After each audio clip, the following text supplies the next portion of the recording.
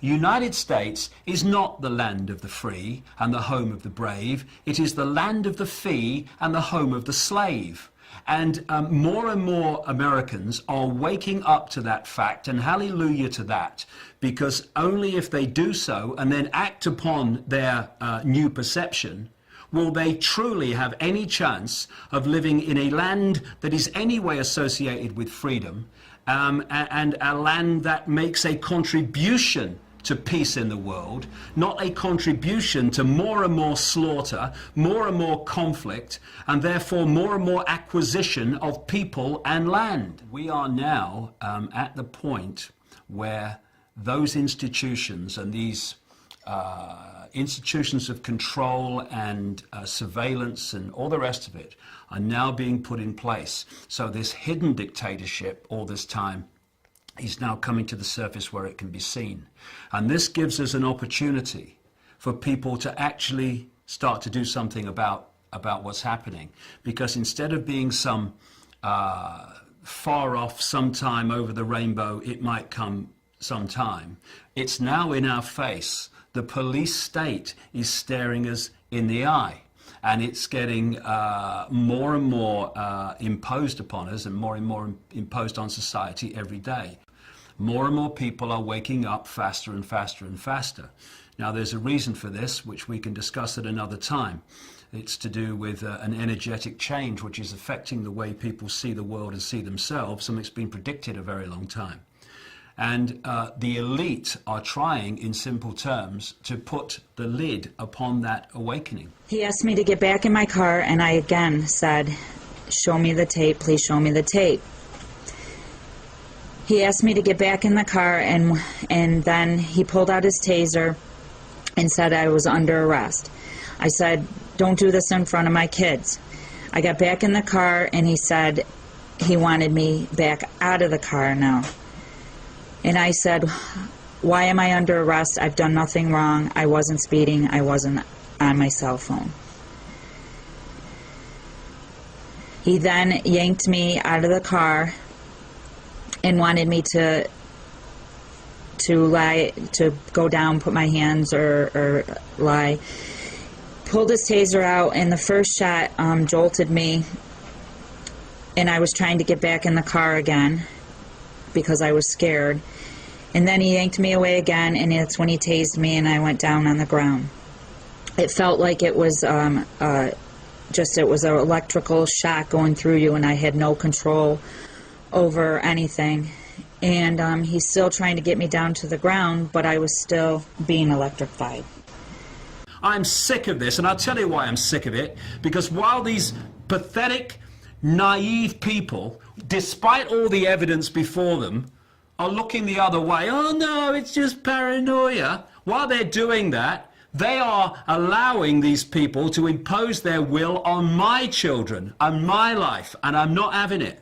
And if people would just engage a few more brain cells, open the eyes and look, they will see the scale of fascism, no other word for it, that we are being subjected to today.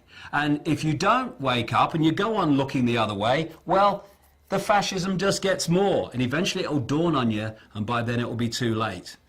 Don't look to me for sympathy when it happens, mate, because you got your chance now. And if they, the people sitting on their backsides and sitting on their hands and looking the other way now, don't join with those who are challenging this gathering police state, then those who are challenging it now, who've understood what's happening and the methods used to impose it, they are going to be not with us when the knock comes on their door. Oh, I've just had a knock on the door. What do I do? Go down the concentration camp, mate. There's loads of people there who were telling you years ago that this was coming. You were watching the soap at the time, remember? It's unbelievable that people can be so blind when now it is so close to their eyes. Those who remain, by order of the City of Pittsburgh Chief of Police, I hereby declare this to be an unlawful assembly. I order all those assembled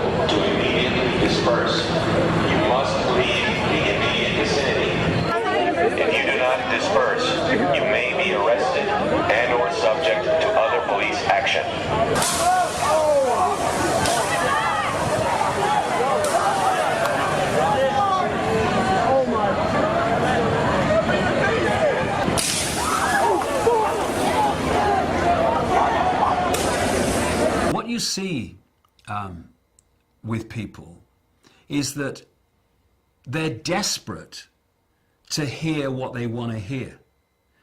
And they're desperate for people to say, oh, no, these conspiracy theorists, they're all crazy, you know, they're all paranoid. It's not really going on. It's ridiculous. And this is done to protect you.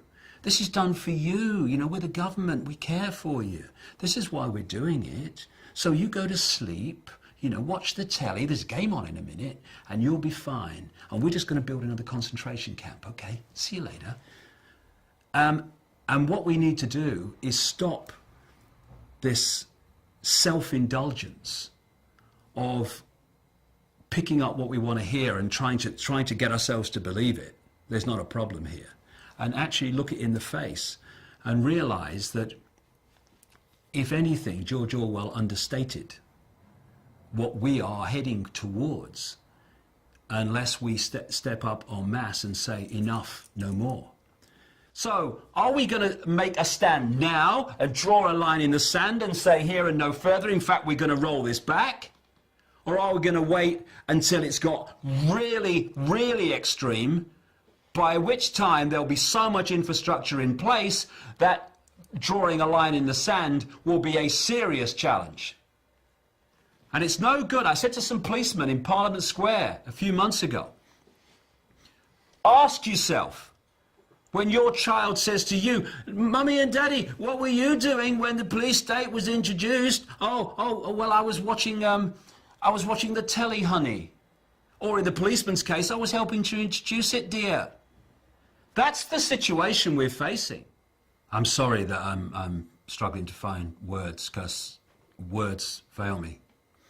The idea that governments, with their record, have the interests of the people at heart.